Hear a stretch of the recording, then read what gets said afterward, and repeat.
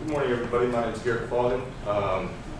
I'm doing my senior capstone on the effectiveness of West Virginia sex offender registration and classification processes. This idea was brought to me by my friend and fellow state police officer Bill Marshall. He's sitting up on the top back there. He has been a member of the state police force for 23 years and is commander of the Wood County Barracks.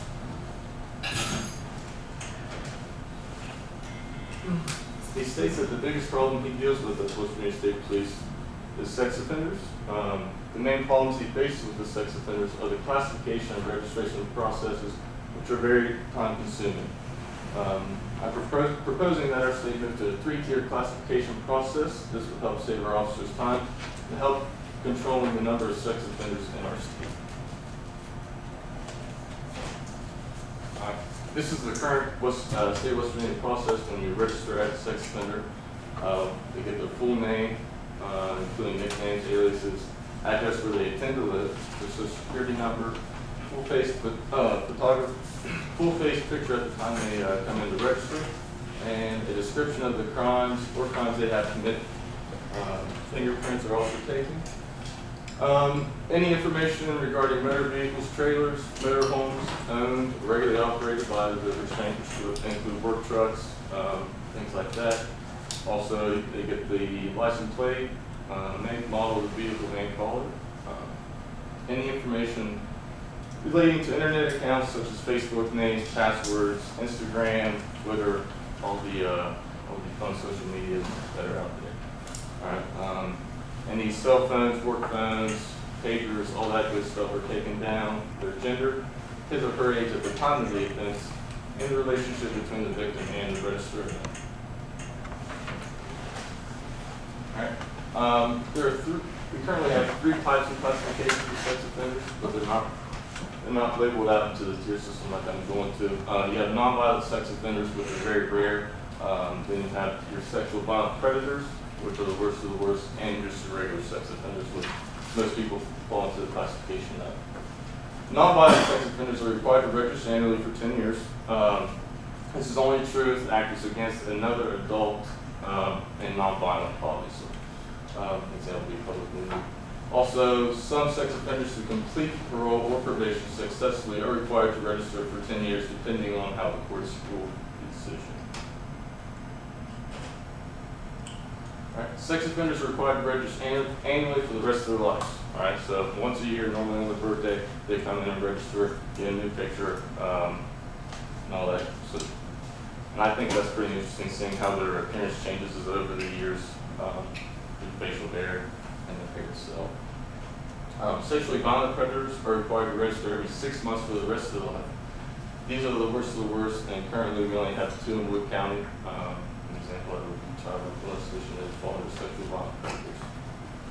Every sex offender is required to notify the state police within 10 days when they move, buy a vehicle, change schools, change jobs, obtain new property, etc. So anytime the information that they take in to register, if any of that changes, they have 10 days to update that, or they will be charged with a federal offense and prosecuted. All right, Sex Offender Registration and Notification Act, also known as SORNA, was a new national standard. SORNA set a new national standard for sex offenders in 2006. It was a reform of the Wetterling Act of 1994. SORNA extends the jurisdiction, which moved beyond the 50 states into U.S. territories like Puerto Rico. They called for more periodically in-person visits to update information and check-ins before we then have the really re-registration process as we do now. They require more extensive registration information. So, like I said before, we get this 12 steps, and SORNA made that possible. It really helped with state-to-state transfers, making it easier to transfer a registered sex offender to the new state, and also accepting. Continue to establish. It establishes a 3-tier classification system, but did not make it a federal requirement for each state. Most of the states around us, Ohio, Pennsylvania, Maryland, use the 3-tier classification system for sex offenders. Kentucky uses one similar to ours currently. It was a major reform, but I'm only discussing the classification and registration processes.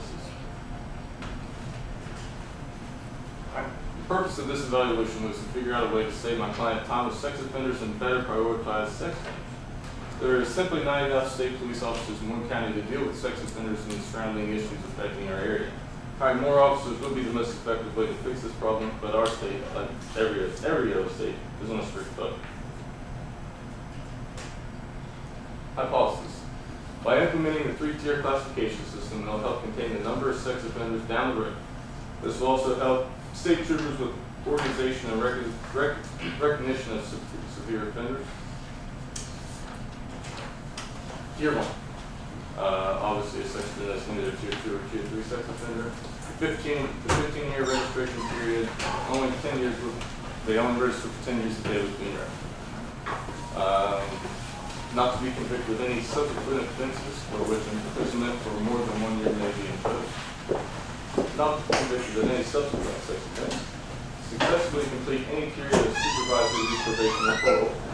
Successfully complete any appropriate sex offender treatment program certified by a jurisdiction or by the Attorney General. Tier 2 is a 25-year registration period comparable to or more severe than the following offenses: sex trafficking, creation and enticement, transportation with the intent to engage in criminal sexual activity, abuse of sexual contact committed against a minor 13 years or over, the use of a minor in a sexual performance, solicitation of a minor to practice prostitution, and production or distribution of child pornography. Tier 3, the worst of the worst, you're going to need the lifetime registers. Aggravated assault, aggravated sexual abuse or sexual abuse, abuse of sexual contact when committed against a minor under 13 years old, and involvement in kidnapping of a minor unless committed by his parent or guardian, and any Tier 2 offenders who reoffend or fail to update their information. Some of the methods I employed, my target population was West Virginia State Troopers, focusing more on Wood County than any other county in the state. I sent out an open-ended questionnaire to my client, Mr. Marshall, and received his thoughts on my idea proposed. And so this was an evaluation of our current sex offender registration and classification process in the state. The impact of my study, there could be a potential for the public to believe that it would make recidivism go up due to the reduced strictness of the laws. I do not believe this is true. I think going away from a lifetime registration will reduce recidivism. I believe sex offenders will be more motivated to complete their stint as a sex offender and keep their information up to date, knowing that if you're not a Tier 3, if you're a Tier 1 or 2, you may not be registered as a sex offender anymore if you do what you're supposed to do. Conclusion. Overall, the purpose of the study was to find a better system to organize sex offenders and possibly reduce the number of sex offenders in our state. If implemented, we would see a reduction or a plateau in the number of sex offenders in 20 to 30 years. Right now, like I said, the only sex offenders who do not register for a lifetime are nonviolent sex offenders who committed against adults, which that number is very small. So our sex offender number is increasing, and we're not. All those people are staying. All those sex offenders are staying in the system, and we're not getting them out. And the number of state police officers are staying the same. So if we can get them in the registration and get them out and get them the help they need, we can kind of take some of the workload off our state police officers. The 3-tier classification system would be helpful for our troopers and citizens by being able to look at offenders' profiles and immediately identify how dangerous they are. So when you go on to the state of West Virginia sex offender register and you type in your city and you're looking at all the people, well, Joe Blow lives down the street, just says he's a sex offender. Well, in the new system, you'd be able to tell if he's Tier 1, Tier 2, or Tier 3, and that would be, that would be a lot more helpful as a citizen knowing basically his risk level. So I think that would be a good. Any questions?